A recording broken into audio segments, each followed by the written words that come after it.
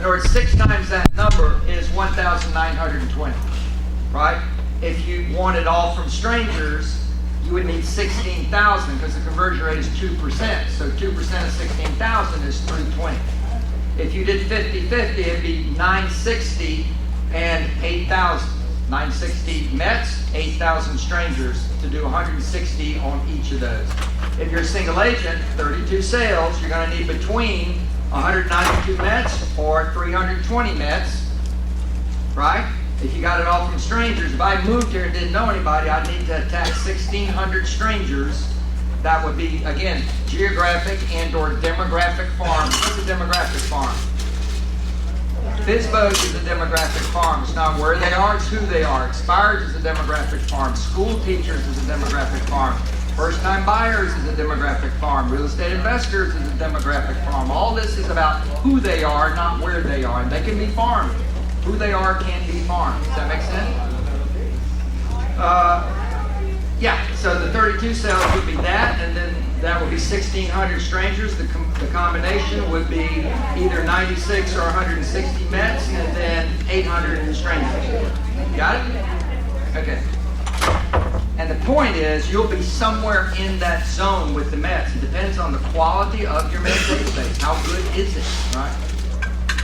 Here's the famous bullseye right out of the Red Book describing a database. I can't tell you enough that this in one little graph says a whole lot to you. It says you get your business from just 2 kinds of people, non-Mets and Mets. There are no other people. There's your Mets and the rest of the planet, right? And that's it. So inside the non-Mets, there's 2 basic groups. There's the general public, and then there's in the Red Book it says targeted group, and I've changed that to call it what it is, a motivated group. So again, you go after FSBOs, expireds, open house visitors, seminar attendees. They've all raised their hands and said, I'm thinking about doing a deal. You get that? That's who you want to go after. You don't want to go after random strangers. So understand what I'm telling you. You go to a function, and if you're thinking, I'm going to go in here and collect everybody's business card and put them in my database, you don't get it. That is not, all you're doing is collecting general public. You're not targeting for anything. You're just assuming they're all going to buy or sell, and they will one day. But when you don't know anything about them, you have no data. You have no data points to predict when they're going to do something, which means you don't know who to follow up first. Does that make sense? It's the collection of data that makes it powerful. So if they're strangers, the only thing I'm putting them in my database for is because they've raised their hand and said, I want to potentially do a deal. Now that gets you in my database as a stranger. But just because you gave me your card doesn't, I don't know if you want to buy or sell. You don't know me, you're not going to refer me. What am I doing? And by the way, I'm totally guilty of this. When the collapse hit, Rebecca and I had to clean up our Met database. We had 23,000 people in our Met database. And it was basically, if you gave me your card, you went in my Met database. Because that meant we got face to face with each other. And I hadn't seen those people or spoken to them since. They hadn't bought or sold with me. They hadn't referred me. And they're in my Met database. And it was useless. So we cut our database down to 10,000. But realized at the time we cut it down, we had 4,000 past clients. So past clients are always in. You follow that? They're always in. So, all right, so back at this, the motivated group. And again, that is a very powerful business opportunity as long as you get people that are motivated, that are strangers. So look at the inside, particularly new agents. Pay attention to this, because this is you. You just got into real estate.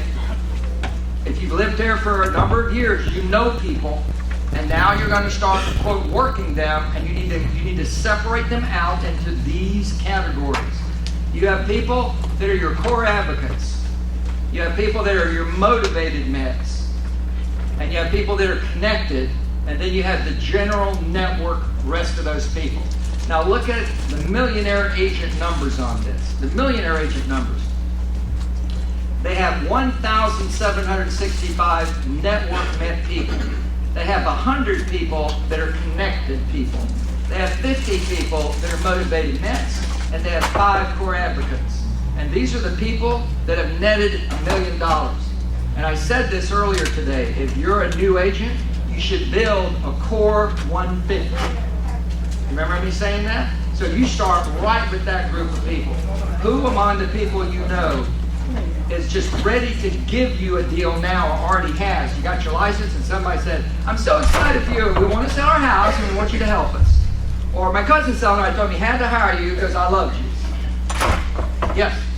Can you describe a core advocate? Absolutely, and that's a great question because remember, these are the agents who netted $1 million and they only had 5 core advocates. A lot of people think, wow, they must have a bunch of core advocates. A core advocate is someone who gives you multiple deals a year, every year, without fail. But what most people don't get, and the book doesn't make this clear, they are not raving fans. That's not who they are. They're not your most devout, otherwise it'd be your mama, your daddy, your sister, right? Your best friend, your BFF. That's not who it is. These are people that have a real estate opportunity related to their work, and they're not in real estate. This is hugely important. This is where agents really don't get a lot of this business, and it's a huge piece of my business.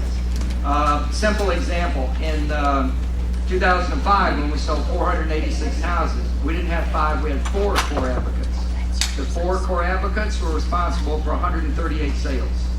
4 people. 4 people. 138 sales. One was a land developer. Now Tallahassee is a small place, so we don't have any big builders, we don't have any big developers, but we have a lot of land. It's rural around there and it is growing. So what does a land developer do? They buy a single piece of land and cut it into smaller pieces of land, right? And then they have to do infrastructure development in order to get permission to sell them as a buildable piece of smaller land, yes? So the day the final CO is issued on the subdivision development, what do they need?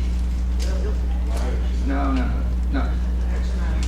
yeah, you're saying they need them all sold as fast as possible because once the CO is issued, they've put all the money in it. Now they're just rolling interest payments until they get them all sold. So it's like go, right? Now in a small community like mine, you don't like develop people and sell it to Pulte or a big builder and they buy the whole thing. It doesn't happen. So you sell to small builders and to the general public, right? So what we arranged for was the other 3 people. The other 3 people were small builders. And the small builders challenge is they can usually afford to build 1 spec house or they can buy a handful of lots, but they often can't do both, right? And if they have no spec house, they can't show off their products, so it's harder for them to sell. So we arranged for them to do a takedown contract with the developer. A takedown contract is a contract, and it's a valid contract with staggered closings. So they would take down 2 lots, start a spec house, and agree to close on 2 lots every single month going forward. Because we strategically picked these 3 small builders correctly, they're well-known local small builders, so the developer could take those 3 contracts for their 45 lots into the bank and say, here, I've sold the whole subdivision, but it's not going to close at one big closing. It'll be over this year, but they're all going to be closed out. And the bank looked at who those people were, and they made a bet on really strong local small builders, and they said, you know what, we'll front you money for your next development projects. And then he could go start another development project without waiting for all of those to close and get all his money. Y'all hear that? Say that again? Is that the same as a blanket mortgage? I can't hear you. Is that the same as a blanket mortgage? Where they sell off do they have one big mortgage? No, the land developer would have 1 loan. Right. The builder would actually have a contract where there would be releases. It wouldn't be a blanket mortgage because they're not getting funded until they take them down. Right. Okay. Yeah, it'd be a construction loan normal. Depends on the builder's deal. Could be line of credit or whatever, but anyway. Okay. So we rolled out a deal. So we were getting all these houses to sell. We were selling the lots and we were getting all the houses listed. And we're still doing that today. We have 2 subdivisions and 3 builders. It's good for 4 or 5 sales a month, every month. And they're higher than the board average by usually a multiple of 2 or 3 because there ain't nobody building starter homes. Anywhere in the nation, there's nobody building first-time buyer homes. They're just not doing it. They're not doing it, right? So, you get it? So that could be a probate attorney. What's a probate attorney's problem? He has to clear an estate for the heirs, and often that includes real estate. So he's got a piece of real estate he needs sold, and he's not in real estate. He or she is not in real estate, right? So every realtor should have a core advocate that is a professional, a white-collar professional that deals in real estate opportunities, and they're not a realtor. A certified financial planner is somebody who gives people financial advice about their buying and selling of everything. Is that true? And someone who has enough assets to have a CFP will not buy a home without first discussing it with the certified financial planner, because there'll be tax complications or implications from that sale and purchase, right? So, yeah, there's a bunch of people. All right, so what you should focus on is not the 1,765, but who do you know? Let's say you're a new agent and you got 250 people that you know. Of those people, who is well connected? And connected can be by influence or by authority. So if one of those is a lawyer that is the managing partner in a law firm with 25 lawyers, that is a connected person. They can literally direct real estate business through their authority, right?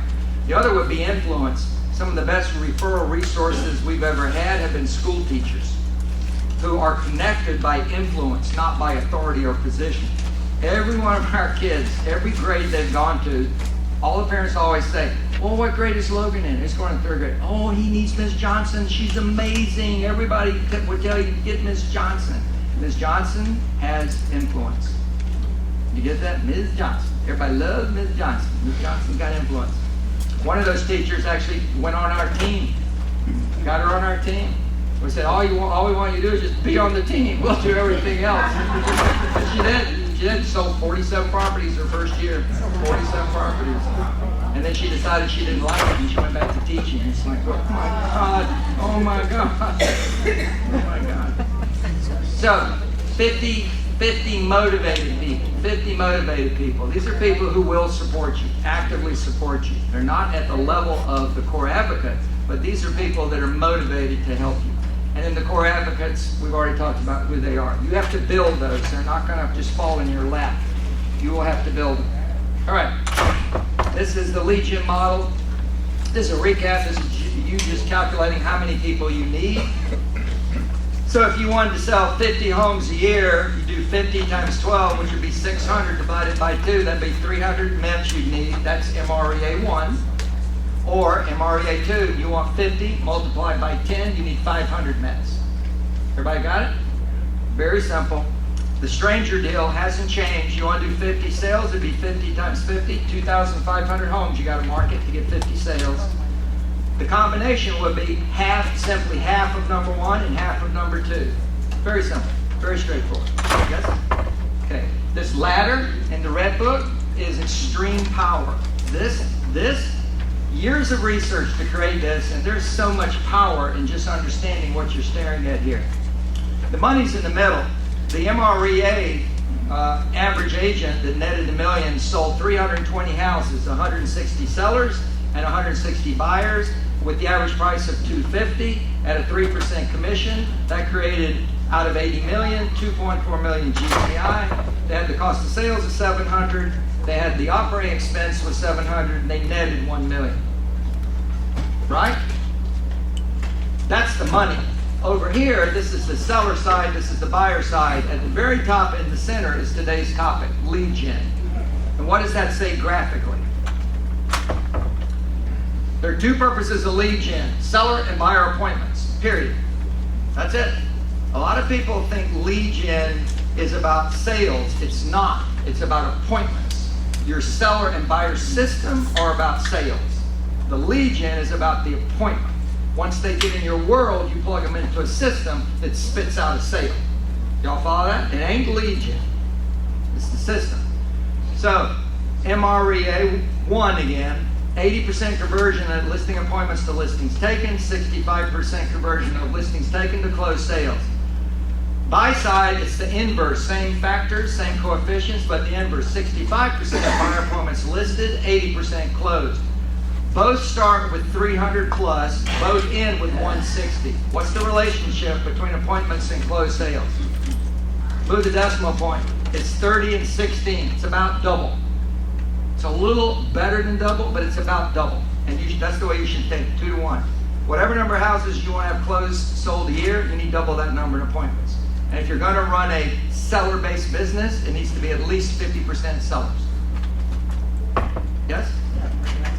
Now I want you to really look at this. Look granular. If you think this is some kind of, well, this is like accumulated theory, no.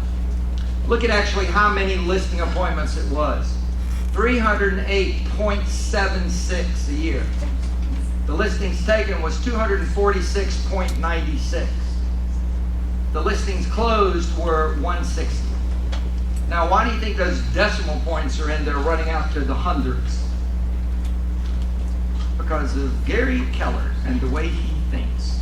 The writer said, well, why shouldn't we make it easier to read? Let's just do 300. And Mr. Keller said, is that the number? Well, no. So anybody who thinks this is like writer theory, that the business should be 50-50, they're not paying attention. This is the reality of people who net $1 million. They're constantly keeping the listing count growing and big, and then feed off that to get the buy side. And if you're literally taking advantage of listing opportunities at a high level and lead gen for buyer opportunities off of those listings, you will have the same number popping up. In fact, a lot of teams like ours, our belief is if I take a marketable listing in a neighborhood where we want more business, they will produce at least one buyer who buys and one neighbor who lists also. So there literally can be 2 deals for every one or 3 transactions for every single listing. That's the mindset. And the way you attack that is something Zillow cannot interrupt at all. They can't interrupt it. They can't interrupt it. Zillow grabs people when they start out, right? If I take a listing and I'm working 100 neighbors right around that house, I'm grabbing them before they go to the internet. Because I'm getting connected to them before they know they're going to sell. So now they already know me. And they watch me do the actual job next door. And who do people actually hire? 1/3 hire the agent they used before. 1/3 hire somebody they're referred to. Do people like referrals? Yeah, people still prefer a referral over who Zillow tells them to hire. And then the last one is somebody they deem to be an expert. And when Zillow says you should hire this person, they're literally deeming that person to be an expert. And we have another company now, Home Life. Are you seeing the marketing for Home Life? Yes. They literally are saying, we have the expert for you. Is that right? That's their whole marketing pitch. Because they've done better research than Zillow, and they know that's actually who people want to hire. Zillow's telling you the expert by what? Their rating on Zillow, their ratings, right? So everybody's hunting for the agent they used, or a referral, or an expert. Everybody get that? That's who they're hunting for. Yeah, okay. So, the database, we already discussed this, is about mail call C. You need to put only motivated people in the database. Only motivated. Motivated to buy, sell, or refer. So all your mess should be, in theory, motivated to refer you, although a lot of them won't. Is that true? Where are they going to end up? That big old wasteland called network people, right? Where you're just not going to do it. If you really think about it, what's going to happen is this. You're going to have people out here that this could literally be people that you actually sold to, but they haven't referred you. They don't return email messages you send them. You leave a voicemail message for them. This is all in the first year, and they don't call you back. So they did a deal with you, and then they walked away from you. You follow that? Well, I'm not going to not mail them. So everybody in here is going to get mail, the same mail. These people, this 100 is going to get the mail and a phone call 4 times a year. These people, this 55, these people are going to get the same mail. They're going to get 6 phone calls minimum a year, and they're going to get eyeballs once or twice a year. Y'all follow that? And this will be a dynamic relationship where you could meet somebody at a party and they immediately move right into this inner world. If I went to a party and a friend introduced me to their old college buddy who is now the HR director of a Fortune 500 company, the human resource director, and we're sitting there chatting and talking, and the buddy's saying, yeah, I'm a great agent, I'm awesome, your company should hire him. Remember, we're having drinks at a party, right? So I want to do what? I want to have an appointment with this HR director as fast as I can, right? So we're going to talk, and I would say, you know what, I want to send you some information about my services for corporate relocation and my services for employee enrichment programming that we could put on for your corporation. So I'm going to send you a brochure about those services, and I'd like to follow up with a call and see if we can meet and talk. Is that okay? And of course, we're at a party, we're having drinks, and you're going to say, absolutely, sure, come on, bring it on, baby. And I'm going to bring it on. I'm going to bring the heat. Yeah? When you were talking about working the neighbors, what are some of the things that you do? We're going to talk about that, so I'm going to table that. We're literally going to talk about circle prospecting, which is working the neighbors, okay? Great question. All right, let me go back to where I was. Okay. So mail call C, these are the factors that affect your conversion rates. Number one, the current market. You're in a shifted market. We already said very clearly that appointments are going to be fewer and they're going to be harder. Yes? Okay, so so what's your attitude about that? What does it say? Move past it. Don't worry about it. You got to work hard. Boo-hoo, boo-hoo. Go make a lot of money. All right, just work hard. The effectiveness of your presentation. If you're ready to ask me specifically what presentations am I talking about, exactly. Exactly. You need to have 4 presentations, and we're going to look at them in a minute. The quality of your leads. How do you get better leads? Apparently that's a very good question. Let's move on and talk about these. These are the 4 presentations. You have 2 for sellers, 2 for buyers. You have specialty presentations.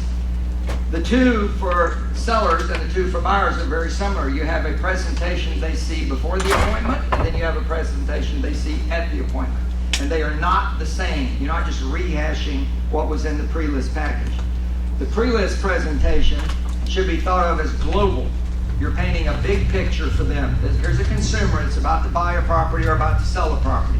So you need to show them, here is the process. If you hire me to help you sell, Omar, or to buy, I'm going to show you step by step.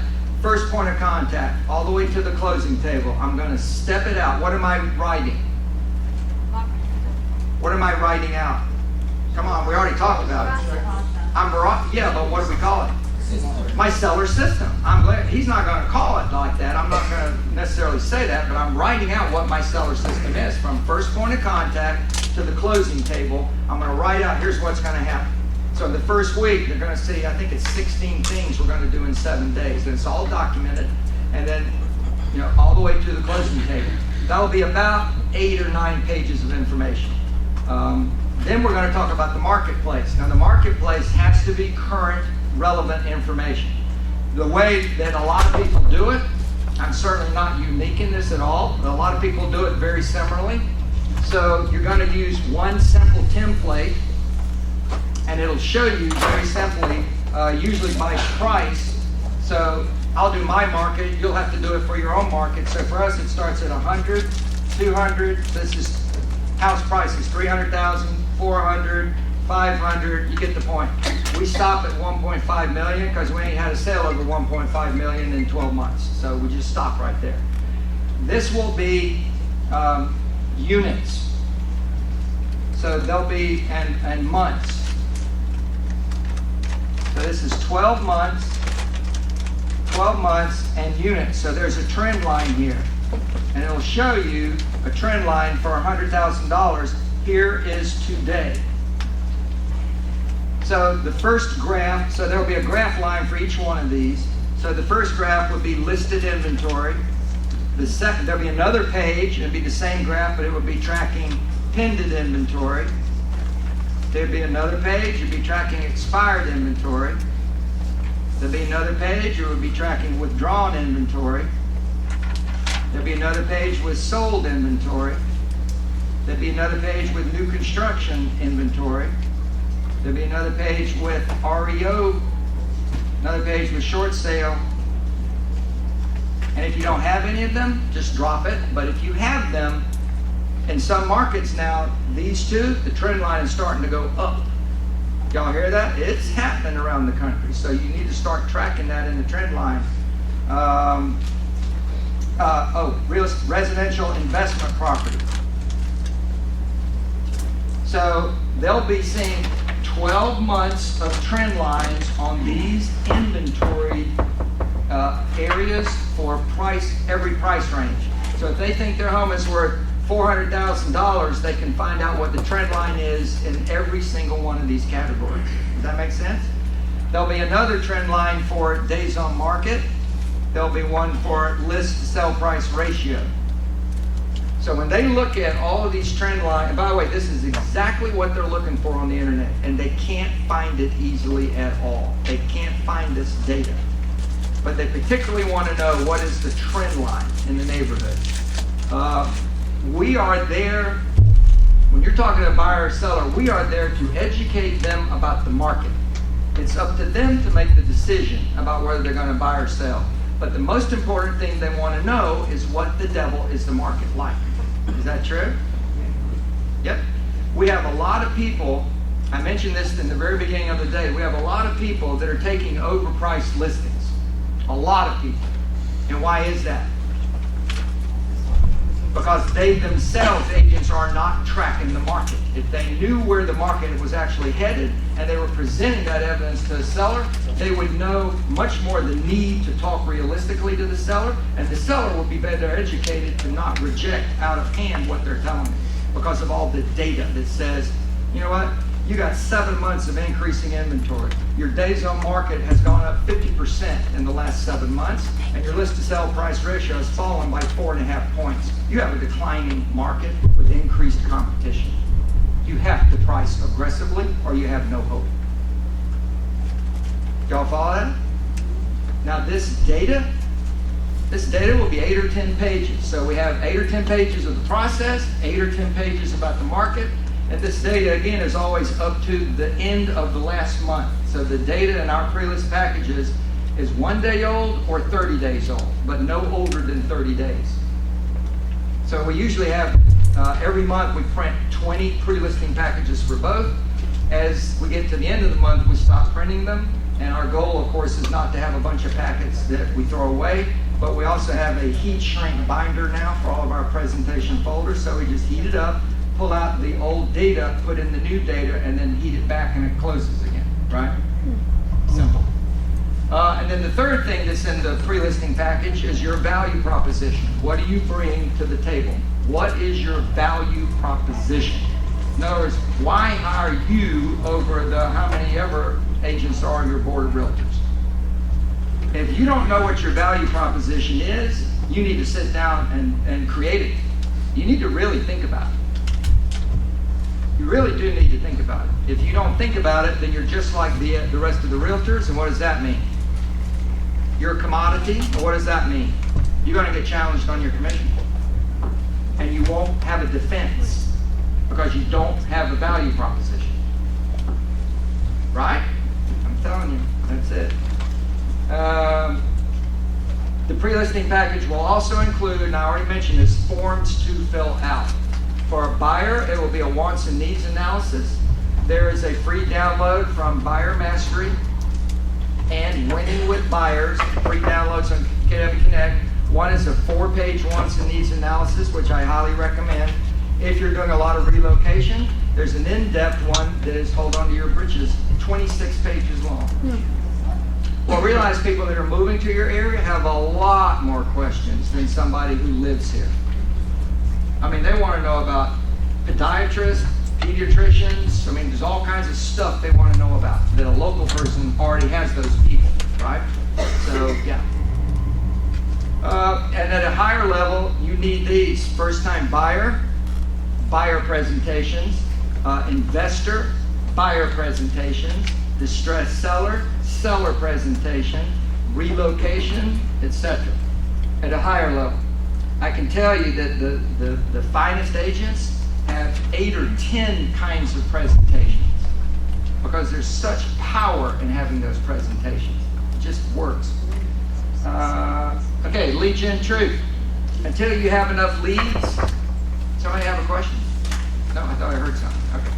Until you have enough leads to exceed your goals, there's no other issue. The quality leads are found in the quantity of leads. It is the quantity of leads that gets you the quality leads. What's the number one strategy to have a quantity of leads? Consistent lead generation. Consistent lead generation. And here's the way you got to think about it.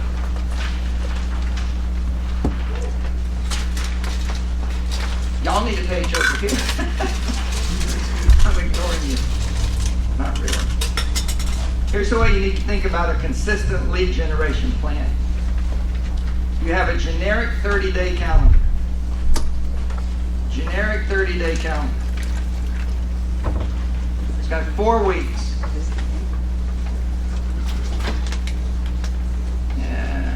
7 days. You need to think about every week something has to be happening for lead generation. Every single week. And that would be in marketing. So you ask yourself, what do I do week 1? The most important thing to do week 1 would be a real estate newsletter or a real estate report card. Because those things that go out that have data in them should be as current as possible. So if I'm sending it out, it should be on the month that ended just a couple of days ago, not 3 months ago. Y'all follow that? It needs to be current. So week 1, so if you're geographic farming or you're sending out a real estate newsletter to a large area, on the 2nd, 3rd, no later than the 4th day of the month will be the real estate report card.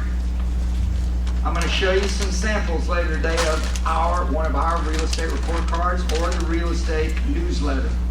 The newsletter would always include the report card, but it would include the report card on the market area. If I'm geographic farming, it would be on that neighborhood, but it would be a report card, not a newsletter, because I'm not going to do a newsletter on a neighborhood. I'm going to do it on the community and then the data on the community. Does that make sense? Okay. So that goes out. Then what do you do? That's once a month. Then what do you do twice a month? The backbone of your Sphere Touch program is mail. The backbone is mail. And that would be every 2 weeks they get mail from you.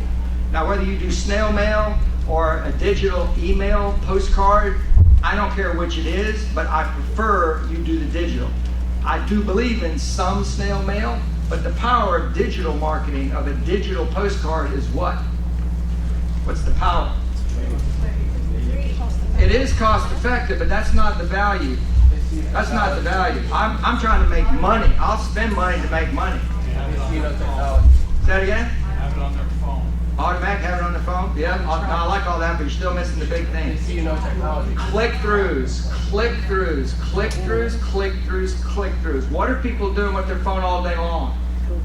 They're getting offers and they're clicking through. Is that true? I'm going to be making offers to them. Offers. Every piece of mail you send should have a message and an offering related to the message.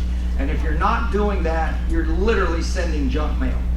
Junk mail should have value, and the value should have an offering to receive the value. What kind of offering? Huh? What kind of offering? There's so many things you can offer, it's just crazy. I'll give you a simple example, and I'm going to describe it to you first in structure, and then I'll describe one to you. I'm going to show you some later, but it very simply is this. There should be a statement. First, there should be an image that grabs attention. Image that grabs attention, because then they'll look at it. And then there should be a statement. So the image and the statement could be overlaid, right? The statement could be at the bottom of the image, right? So they're looking at one thing. There's an image, and then a statement, and then there's an offering related to the statement, and then there's a call to action about the offering. And everything you build should be like that. So now I'll give you a simple example. There's an image of a baby sitting on a floor, and the baby's got a diaper on and nothing else, looking up at the camera, and they have a mortarboard, college graduate's mortarboard cap on their head with the tassel, and they're just staring up at the camera. And the message says, in the United States of America, unpaid college debt is $1.6 trillion. College is very expensive for most Americans. If you don't have a plan for paying for your kids' college, either you will go in debt or they will go in debt. Here's the offering. Learn how to buy your kids' college at 20 cents on the dollar today. Here's the call to action. Attend the Millionaire Real Estate Investor Workshop and learn how strangers will pay for 80% of your college. Click here and register, limited seats. You got it?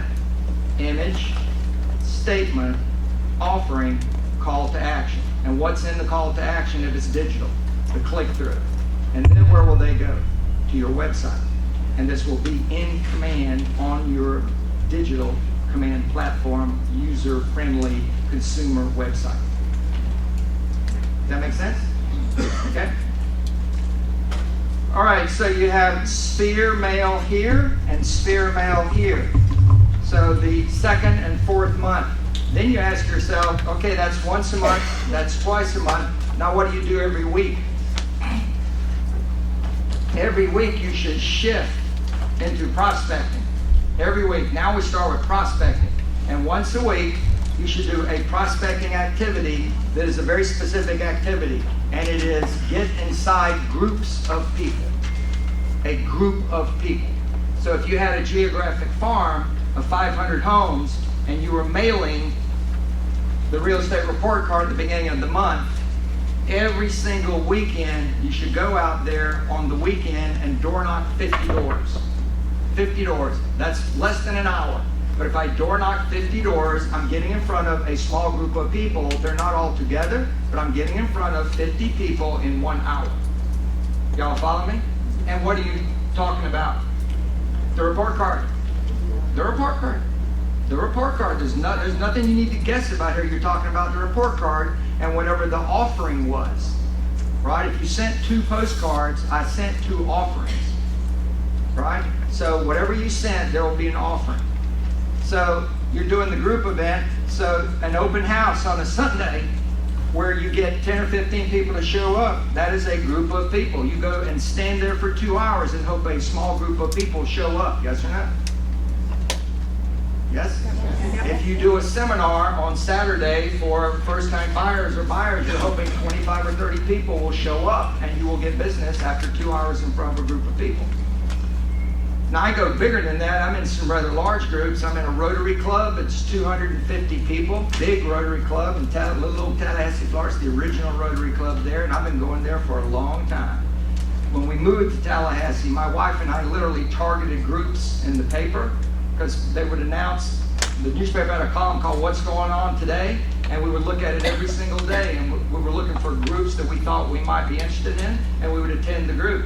And we ended up joining several of those. So my wife joined Zonta, a professional women's organization. Anybody know Zonta?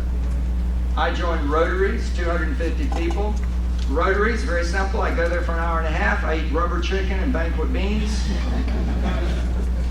We sit at 8 tops, and I love Rotary. The rule in Rotary is you're supposed to always move and sit with different people because it's about getting to know your fellow Rotarians. So everybody's always sitting with different people, which is perfect for a lead generation strategy. And I have one simple strategy, and that is I never talk about real estate. Never. Not a single word about real estate. Not a single word. Is anybody in Rotary? I got a couple people. So they all know what I do, right? I mean, they know what I do. So I don't have to say anything about what I do because they all know what I do, right? So I sit there and I don't say a word about real estate. And if I'm sitting at an 8 top, there's 7 people besides me sitting at that table, and the odds are very high that one of them is thinking about buying or selling. So my strategy is what? I'm going to flush it out. I'm going to wait them out. So it never fails. They'll get to that point where, so, Gene, how's the real estate market? There you are, you little devil. I knew you were here.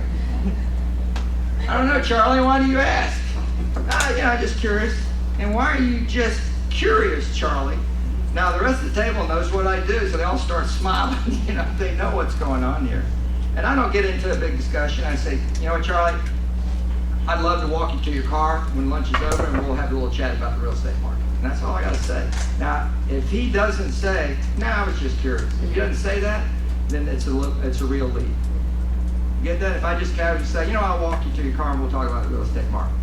Because my experience is if there's really nothing there, they say, nah, I was just talking to you. Right? But if they don't say anything, then there's fire there. Right? I found the smoke, and I'm going to dig for the fire. So, groups of people. And then what do you do daily? This is groups. What do you do daily? Talk to people. Talk to people. You got to record conversations. What's the bold number? 20. Our number is 10. Why do you think our number is lower than the bold number? Is 5,600 past clients a great place to go have conversations? Yeah, this is about the quality of the database, right? And when you have that many people that actually done business with you, we simply, every single day, we have people that today, right now, today is somebody's deed anniversary. Somebody's, every single day. So all they got to do is go in the database and find out who's having the anniversary. And you have the data in the database, so we call them up. Hey Charlie, how you doing? Yes, Gene Rivers team, buddy. Today is your 8th year anniversary in your home. This is a quality control call, Charlie. We're just following up. You remember when you bought your home, we did the wants and needs analysis to find you the exact right home to fit your wants and needs. Our data says, and by the way, we're very transparent. We don't act coy like we remember. We just say, I'm looking at the data, and our data says, at the time you bought the house 8 years ago, you had 2 kids, 2 and 3, and now they're 8 years older. I'm just checking, is the home still meeting your wants and needs as a family, Charlie? Because if not, we can come over and start to address that issue. We got you the right house 8 years ago. Is this no longer the right house, Charlie? Now, when you do it right, guess what they say? Funny you should call.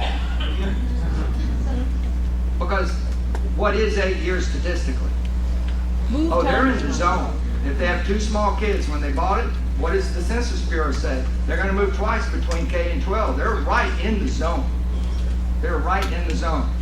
Deed anniversary day phone calls are one of the most important phone calls for an agent to make. And it's not about you sold them. If it's your friends, you should be calling them on their deed anniversary, even if you didn't sell them, because the wants and needs are possibly not being met. Is this your job, to help people with their housing needs? Yes or no? Yes, you need to ask them every 12 months, are your needs being met? And is that an easy script? That's an easy script. It doesn't make sense that you'd be checking on that. Yes, absolutely. Okay, so you got to get on the fast track with leads. Funnel, assign, source, and track. What's funnel about? A lot of people think that's about a team, and it certainly is. On our team, we funnel all phone calls and we funnel all emails into specific locations so that we can do what? Respond immediately. Respond immediately, so they're all funneled. If you're a single agent, and you're busy, you have a challenge with funneling. If you're a busy single agent, a lot of your calls go to voicemail. And I got to tell you, that's not what people want. They do not call you to hear your voicemail answer, and a lot of them will just hang up. And I'm talking about your clients and your friends and your opportunities, your leads that are calling off a sign or the internet. They will not leave you a message. Is that true? Mm-hmm. If you answer, they'll talk to you. If you don't answer, they will call somebody else if they're a lead. Is this true? It's really ugly. So you gotta think about the funnel. So if you're a single agent and you're busy, I'm telling you point blank, you need to get a phone service. And there are just literally dozens and dozens of really quality phone services on the internet. They're all internet based, and they're not very expensive, but you can, if you're going to go out with a buyer all day at 8 in the morning, funnel that phone number over to the system, over to the service. And the one that we like to use is called Pat Live, P-A-T-L-I-V-E, because everybody who answers the phone says, "This is Pat," and that's a unisex name. This is Pat. This is Pat. You don't sound like the same Pat. Well, we're different. So you funnel. I've been to their location. I know how they work. They hire college students or college graduates, and they have drop-down menus. They have many different clients, but it's very professional. So if somebody calls off a sign, phone rings, the operator it'll pop up with the script starting, right? The computer dictates, what screen pops up. "Hey, you've rung to Rivers. This is Pat. Can I help you?" "Yeah, I'm calling about 1515 Smith Street." "Wonderful. Let me check on that." "Oh, that's Gene Rivers. You need to speak to Gene Rivers." Hold on a minute, and then you know the rest of the script. Yes? Yes, that's exactly what they do. So that person will be captured. Now, if you're not going to do that, you're going to lose potential referral business because of your lack of answering your phone with your current clients, because that's bad customer service. Or you're going to lose just pure leads because they're going to drive down the street and call the next sign until they get somebody to answer their phone. Is that true? Okay. All right. Most agents that do volume look like this in terms of lead gen. They have three main sources, and almost every single one of them I know, in fact I shouldn't say that, all of them are working sphere and past clients, because you don't get to be 500 homes without having a long history of selling a lot of houses. And they're all working the web, all of them. Now that could mean a lot of things. A couple of years ago, a lot of them in KW were buying leads from Zillow. That was working the web. A bunch of them were doing Boomtown, Sync, still are. We're still doing Boomtown. We're going to pull the plug on Boomtown once the consumer sites are live and up and running, and we can auto feed our Boomtown over into that, then we're going to do it. But they're doing that, and then they all have usually a third target, and those three will be 75% or more of their business. Ours are that, and geographic farming, and those three are 94% of our business. Those three things. We don't do anything else. Lead gen. All these choices. Now this is a list, and you notice there's some blanks. This is a list of proven lead streams, and there's one on here, IVR, that needs to be taken off because it's dead, because this thing killed it. But IVR is dead. But these others, I'm going to talk about the top 10, and they're on this list. So you tell me what you want to talk about, and if it's one of the top 10, I'm going to tell you, hold on, we'll get to that in a minute. Because we're getting ready to talk about the top 10 lead sources for agents in Keller Williams.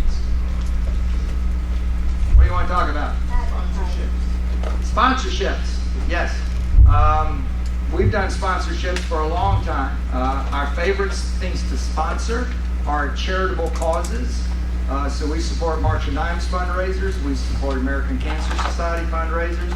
We actually take out full-page ads that we run saying we support this entity. I'm going to show you one of those later. And we also sponsor the schools, teams, and events at where my kids have gone to school. So all my kids have played some sport. So at the soccer field, they have sponsor boards. So we have a big sponsor board over there. We sponsored the uniforms when they won the regionals. They get special shirts. We paid for all the shirts, and our name is on the back of the shirts. That's what sponsorships are. Who are you going after with sponsorships?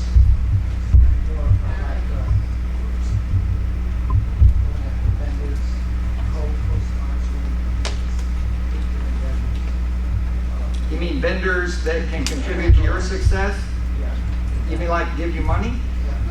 I wouldn't do that. No, that will be a Consumer Bureau violation. I wouldn't do that. Y'all realize that with the election of the current president, the Consumer Bureau and RESPA had all the pressure taken off immediately. There's been no pressure on the Consumer Bureau specifically to go out there. But there have been no rule changes. And we're getting ready to have another election, and there's a high chance if the current president is not reelected that the new president will immediately put pressure back on the Consumer Bureau to go out and find violators. Y'all get that? This is not a political statement again. I'm talking to you about reality. So we have a current president who's way against any kind of enforcement. I think if he's not the next president, that president will have some level of increased focus on enforcement of existing rules. And we were, I think you know this, we were really on their high radar, the Consumer Bureau, because they got created out of the collapse, and they wanted to prevent banking and real estate from creating any more mess. Is that true? Yeah. They deal with other things, but it's mainly banking and real estate, and I think that could heat up. So those kind of agreements could get you into trouble. Okay? But if you want to do that, I agree, get your vendor to help you put on your own charitable fundraising event so they can help underwrite it that way, right? Yeah. You would kind of answer the question. I was wondering what was the catalyst for that's violation and what the violation was. Anytime a vendor is giving the agent money, the Consumer Bureau, that may not be a RESPA area, that will be a Consumer Bureau issue. Are you sending the buyer or seller to that vendor because they give you money? And that would be a deceptive business practice in their terminology, which could get you into hot water. You may not remember this, but right before we had the change of election, the Consumer Bureau was locking up, putting in prison agents. Two RE/MAX agents in Atlanta went to prison. So you do not want to mess around. It's not worth it, right? The money is inconsequential, right? The Consumer Bureau doesn't want to see that you're taking money from people that you're sending your buyers and sellers to. They just don't want to see that. I mean, on the surface of it, don't you get it? I mean, it certainly could be not good. You know, it just could not be good. Again, there's a legitimate way to do it, which is don't ever take money from them at all. Have them write a check to the catering company that helps put on the March of Dimes fundraising event you sponsor together at the park. You follow me? So they're writing a check, and they're part of the event. So they're just your partner in the event, and they're paying their share, right? That's kosher. That's legal. Anything else? Nothing else here you want to talk about? So you're basically talking Huh? about. Well, we're going to talk about them. That's one of the top 10. For sale by owner. Yes, ma'am. Say that again? Just to be clear on what you're saying is if you're having a charity event that you're sponsoring, or there is a charity event that you're sponsoring, any donations of any sort from anyone cannot go directly to you. It has to be done through the organization and through the catering company and so forth, so it's not directly to you. I'm not saying it shouldn't. My recommendation to you, best practices for CYA is don't take it direct. If you're literally taking it to pay for the cost of the food, have them pay the food direct. And then what if it's Right? It's not, this is a CYA approach. It's not a, can you do? I hope y'all understand there's a whole lot of stuff with RESPA and the Consumer Bureau that is all gray area. It's all gray area. Now, do you want to get served a subpoena and then have to hire a lawyer and then go down and have to testify and then it all gets taken away? And they all say, okay, you're cool. But how many weeks and months and how much money? Because you're not getting the legal fees back. They're not paying you back. And nevertheless, the stress on you. I mean, how stressful would that be, right? So just don't get yourself in a situation where somebody down there might go, we need to look into this. What if it's the other way around? What if you're wanting to donate as a representative to an organization or what have you? You mean a good cause? You can donate your money all you want. That's not what they care about. They don't care about that. Yeah. You do client parties? What's that? You do client parties? Client parties. Absolutely, I do client parties. Yeah, client parties are really good. You want to talk about those for a minute? Okay. If you scale your business up or you're brand new, parties can be really powerful. Let's talk about a special party because a lot of you are new. How many of you are new agents again? Raise your hands. Okay. You know what you ought to do that all businesses typically do, that most new agents don't do? You need to have a grand opening party to celebrate the opening of your business. I'm not kidding. You need to have a grand opening party to celebrate the opening of your business. And you can do this in your backyard. Have a Saturday afternoon or Sunday afternoon pop-by party. Say, come when you can. I'm celebrating the opening of my business. The party starts at noon. We'll run till 6 o'clock. There'll be beverages and watermelon and sandwiches and all kinds of stuff all afternoon. I got a food truck, so it's going to be a lot of fun. But I want you to come and see what I'm up to in the real estate world. Now, you can have a table. You can have several tables set up like this. And there will be a stack of your 2020 buying guides, your 2020 selling guides, and I'm saying 2020 deliberately, your 2020 selling guides, your 2020 real estate investing guides, your second home purchasing guides, your relocation packages for people moving into the area. Another table could have the books. You could have the Millionaire Real Estate Investor book. You could have the Hold book. You could have the Flip book. You could have the One Thing book. You could have the Your First Home book. You could have the Greening Your Home book. All of these are Keller Williams publications. And people are going to come there, and then you could have some big charts of this kind of, where is it? Where's the data chart? Yeah, of that kind of data. You could have several charts on the nature of the current marketplace. You could simply show the listing trend lines, the sale trend lines, the days on market trend lines, and the price trend lines. Some of my data tracking, some of my tools, books to help you in all the worlds of real estate, and my current guidebooks and my things. And people are going to come to that party, and they will say this to you repeatedly. I have never seen any agent like this. Never seen any agent like this. This is amazing. Your experience, is this true? If they did this would be mind-blowing. And you would stop being so nervous about being a new agent when people are telling you this is amazing. Experienced agents, is this true? Yeah. But if you don't have a grand opening party, what are you going to do? Trickle your way into success? Why do businesses have grand opening parties? To get business out, right? Get business now. Get business now. There's only one way you can compete with an experienced agent. What is it? Provide value. No, enthusiasm works, but provide value, which will make you even more enthusiastic, right? But provide value. Provide value that they don't see from other agents. All right. So we have parties regularly, and our parties are for only one purpose. People that have referred us in the last 90 days or bought or sold with us in the last 90 days are the people that are invited to the party. So these are people who currently support our business, right? And it's our way of saying thank you to them, right? We don't do the big closing gift or anything like that. We give them a functional gift, which is a work bag. It's a big bag, really nice bag, and it's got all the stuff in there you need when you're moving in a home.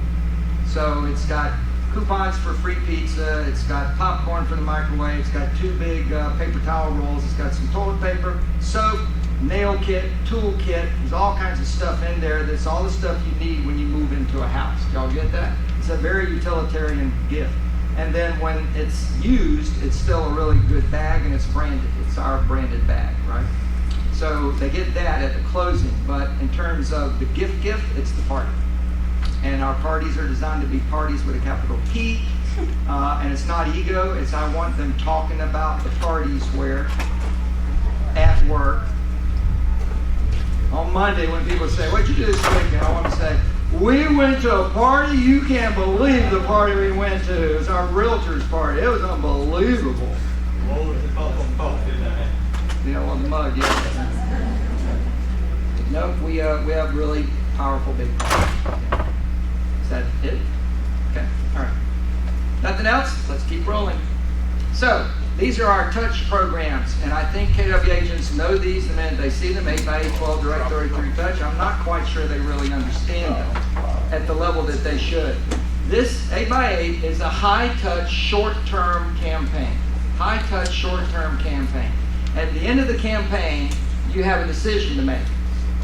Do I roll the 8x8 again? Do I delete them? Or do I move them into one of these 2 campaigns? So if I was working a FISBO, an 8x8 is a classic touch a week for 8 weeks for a for sale by owner. If they hired another realtor, I delete them. If they hired me, I move them out of the 8x8 into a 36 touch, because now they're my client. Everybody follow that? And that is a high-touch, long-term campaign. So I take them out of a high-touch, short-term into a high-touch, long-term. If they tell me, we decided not to sell our house, we're going to wait a year or 2, we're going to see how kind of the market goes. We're a little concerned about the market, so we're going to wait. Okay? Now, I don't know them, and they're not my client, but I want to stay in touch, so then I'll put them in a low-touch, long-term campaign, which would be the 12 direct. And generally, for most agents, a 12 direct that's not going to a geographic farm would be the real estate newsletter approach, where every month they get a newsletter from it. Everybody got it? And again, these run inside your 30-day wheel thing. Okay, so the MREA numbers, we've talked about this, are either prospecting-based, marketing enhanced, or the other way around. Costs are 10% of GCI, and the average cost of a touch is 50 cents. Single agents will be prospecting-based. Large agent businesses will be marketing-based. If you're a busy single agent or a small team, you'll be kind of in the middle, and you'll be balanced between marketing and prospecting-based, right? Give me some ahas. And then we're diving into the Big Ten. Give me some ahas. I like when you talked about, like when you were at the Rotary Club, that conversation of like walking the person in their car. Yeah. And just the way that you put that out. Yeah. It works. If you're in clubs, I don't care what it is.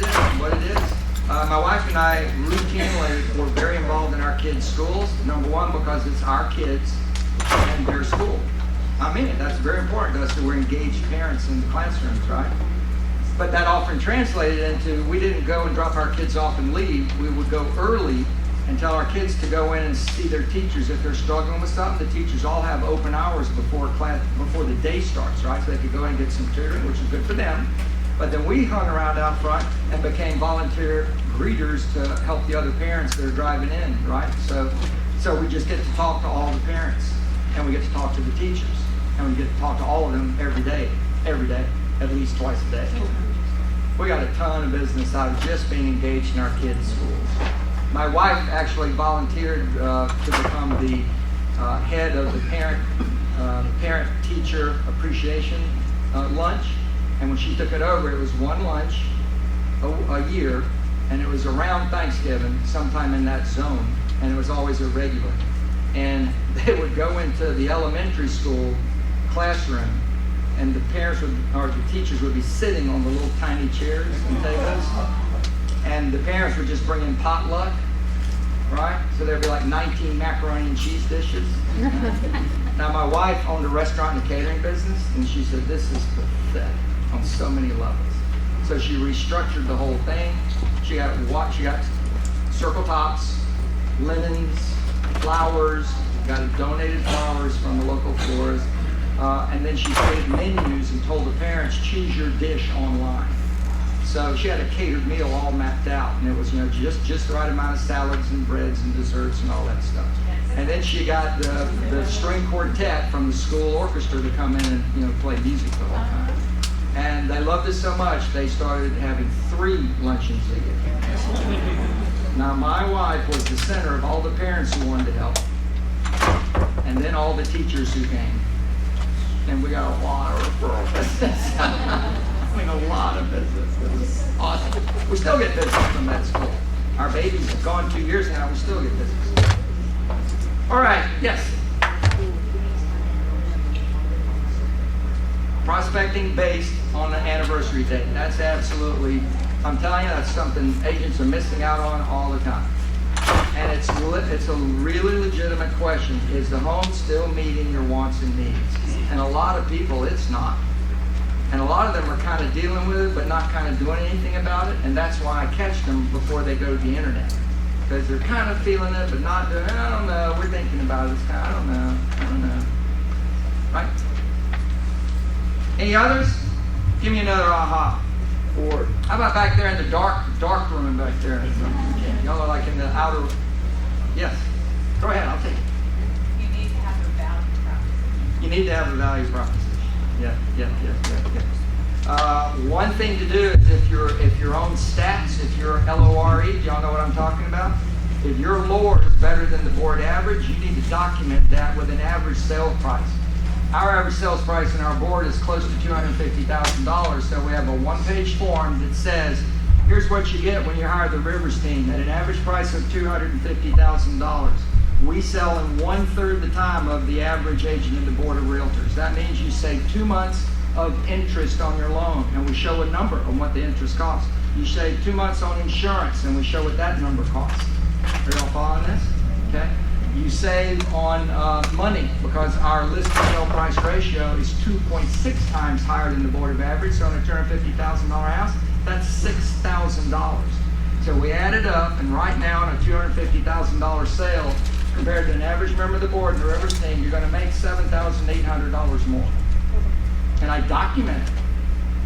And I got the numbers. Y'all get that? What does that do? That ends commissionectomy. If they're trying to knock a point off the commission, that would be $2,500, and I'm going to save you $7,800. You'd be an idiot not to want to hire me. Right? Right? That did it. All right, so let's move on here. We're going to do a couple of these top 10s, and then we'll take a break. Number one, we've been talking about all day, the number one most proven lead gen source is Sphere and Past clients. They're treated the same, but they are separate. They're different, but they're treated the same from the marketing lead gen point of view. We talked about this, the custom 36 touch, the core group of 150. Did we talk about that? You got to clear up who your core 150 are. You need to do mail call C, and you need to do 50 lunches. You need to have lunch with a member of the